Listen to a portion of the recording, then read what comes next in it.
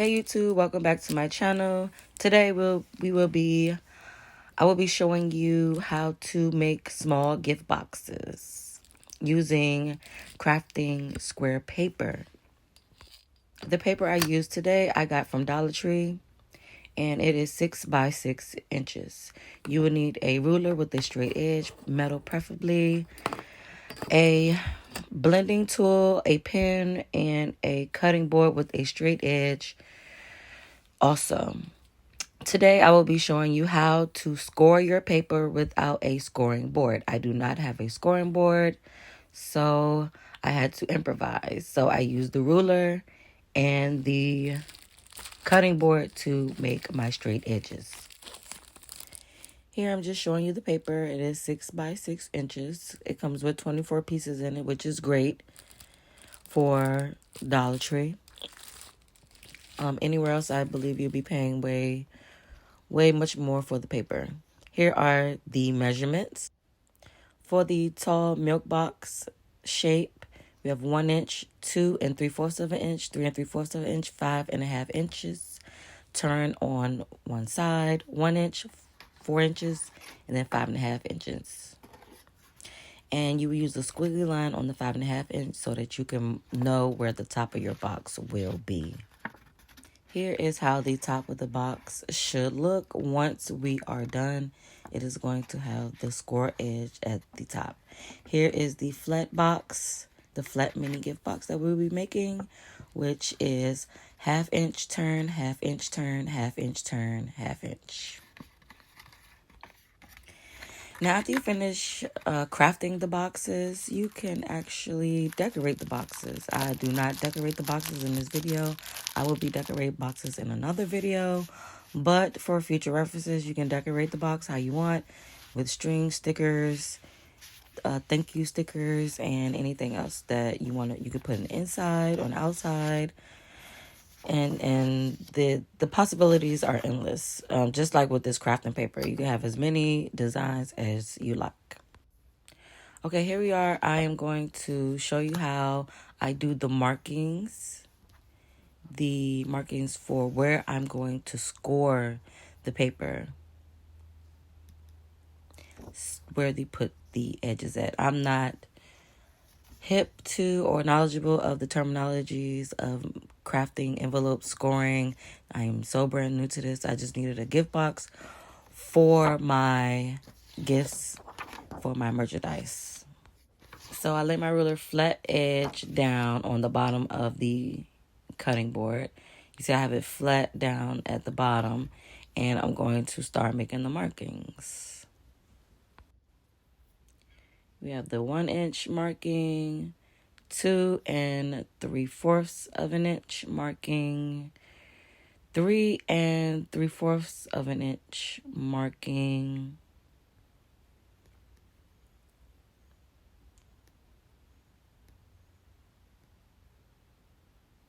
and then for the last one on this side, 5.5.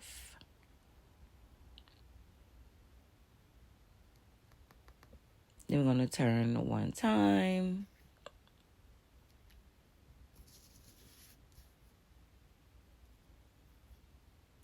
Then we have 1 inch, 4 inch, and 5.5. With this squiggly line, because that's where your top of your box is going to be, and that's where you're going to fold it the opposite way, so that when you do close the box, it closes fluently.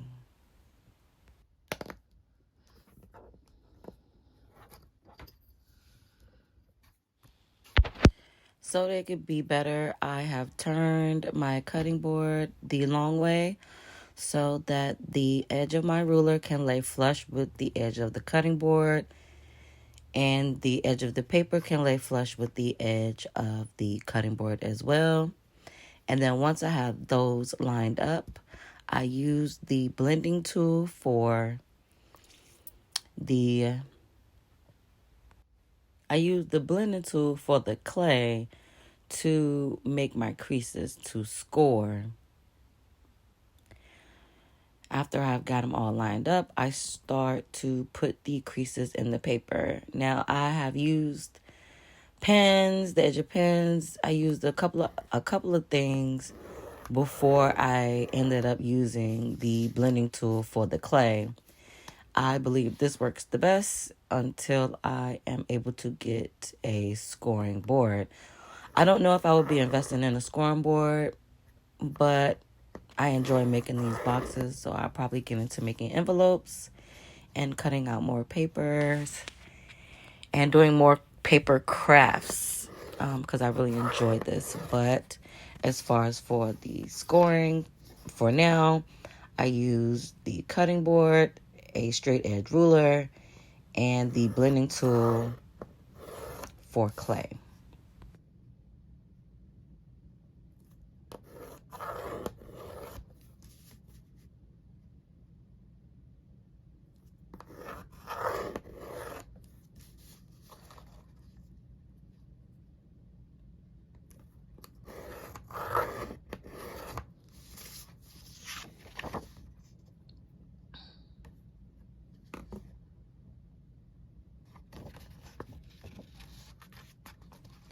After you finish with all the scoring, now you just put in all your creases. Now, remember, this is the top of your box, so you fold that one to the outside. I got this instructions from off of Pinterest.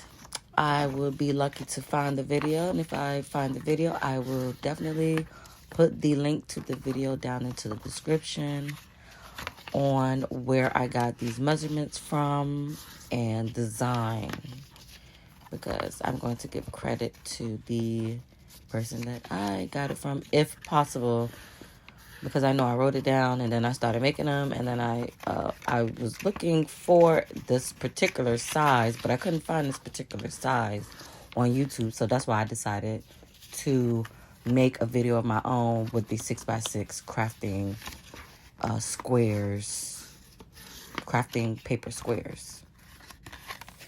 This video wasn't really made for people that don't know how to already do this. This video was created because I needed a video, or I wanted to show you guys a video on how you can make smaller boxes only using the crafting paper, the 6x6. You can use 5x5, you can do it smaller. Just make your measurements smaller, and the smaller the measurements, the smaller your creases, the smaller your boxes, and you can the sky is the limit with how you can create boxes. But again, this video is not for people that already know how to make boxes or anything like that. This is a video to show that you can score without having a scoring board, so that you can get those really good creases and those really professional lines, so to speak. But here I am, I'm using Mod Podge. I don't have any of the double-sided tape or anything like that. I use Mod Podge on my boxes. I think glue is really sturdy and tape can melt and everything like that. So, but this glue, the glue will not come apart. I like putting glue on paper because it makes it like more like a paper mache. But here I am applying the glue. You apply the glue on the little pieces, and then you tuck them. I did this a couple of times as well before I realized like how boxes are crafted. I had to look at a reference of a cereal box or a cracker box to see which lines actually go on the inside and how they actually seal the box. So that's how I ended up sealing these boxes, or the boxes that I crafted before, and which is what I'm showing you now.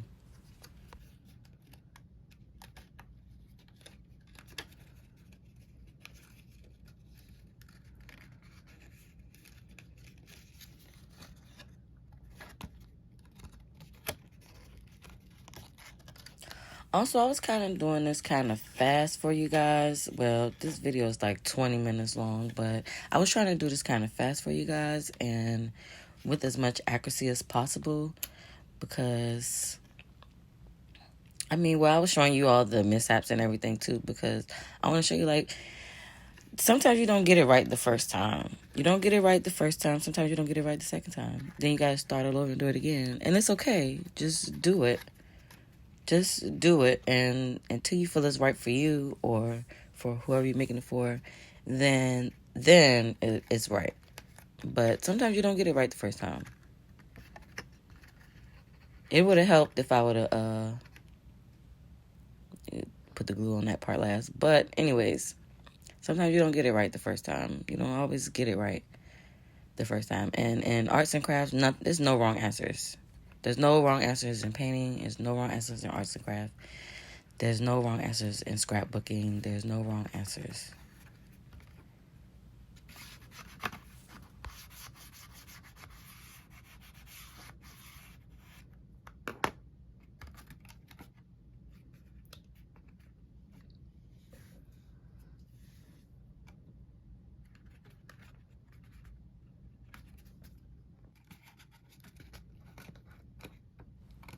At this point, you will, poke your hole in the top, tie some string, decorate it, put whatever in the inside, put some crunched up paper in the inside, and it'll be really cute gift boxes and baskets you can have flowers in it, you can put whatever you want in it and gift it.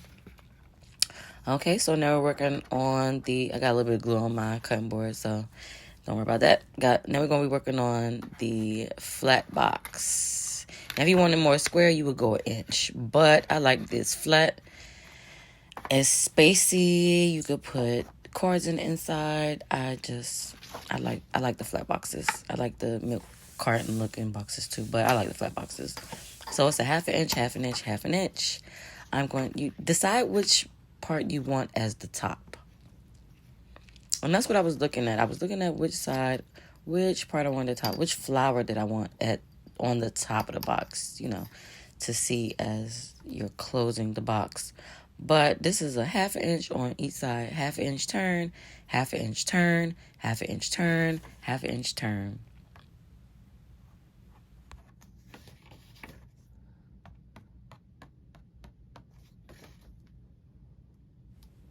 Again, I'm going to line the ruler up, line the paper up with the ruler so I can do my markings first. 1/2 inch, 1/2 inch there, 1/2 inch, and a 1/2 inch.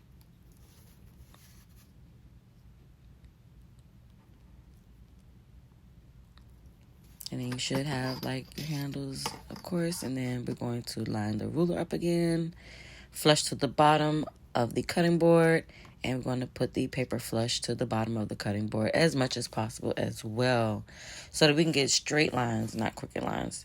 You want them as straight as possible because when you go to fold it and close it, you want it to close flushly. Here I am scoring the paper once again. This box right here is easier than the last box. That's why I chose to do the hard box first. But this one is pretty much simple.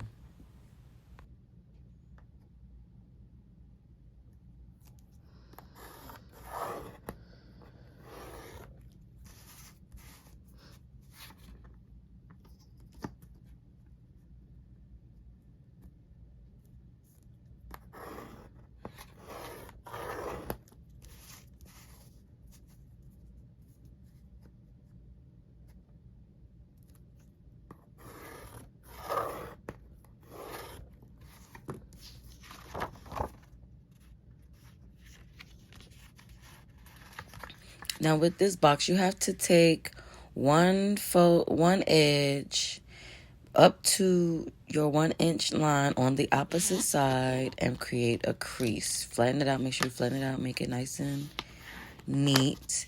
And then you do the same thing on the opposite side to create. I'm showing you here that you just flip it right on over on the opposite side and do the same thing. Bring that edge up to that 1 inch line and create your crease. You try to want to get it as straight as possible so that your box won't end up crooked.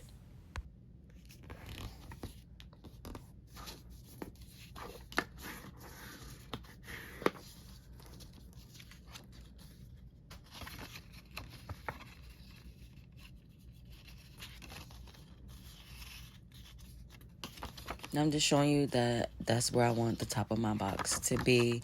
And we're going to close all the, fold in all the scores, fold in all the creases that we made, make them nice and neat. And then we're going to cut out we're going to slice the creases on the sides and glue them and close up our box. And then I'm going to be finished. Enjoy watching the rest of the video. This is probably as much as the end of the video I'm going to be talking. You can go ahead and enjoy watching the rest of the video, closing and finishing up the box. And don't forget to like this video. Make sure you like this video. Like and comment down below what the most part you liked about the video and what you least liked about the video. Probably the lighting, of course, but it's okay as long as I got my message across. The message is 6x6 without a scoring board, creating small gift boxes. Bye.